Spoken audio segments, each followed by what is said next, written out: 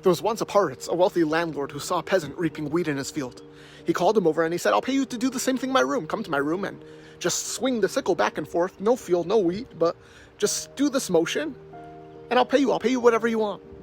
At first the peasant agreed, but after a short time he dropped the sickle and he said in Russian, "Работа не видит."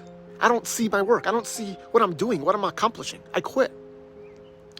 This parable, told by the Frierdiker Rebbe, speaks to something deeply human. When all our efforts, when all our labor has no purpose, it drains the life out of us. It doesn't matter how much you're being paid or how holy you're told the task is. If one can't see the purpose, it demoralizes the person.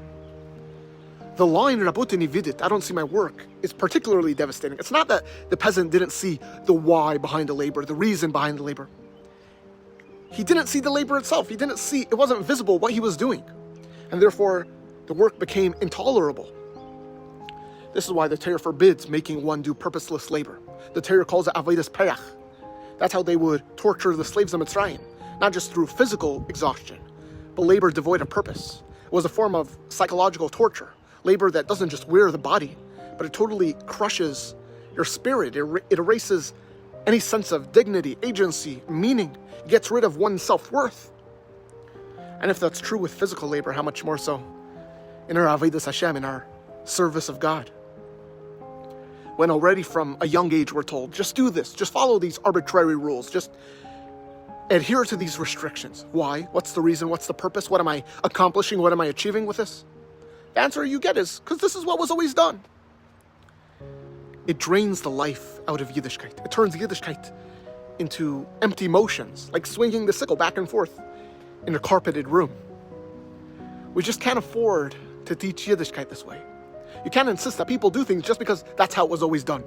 Not only because it's totally unsustainable and it's going to lead to burnout, but also because it's straight out wrong.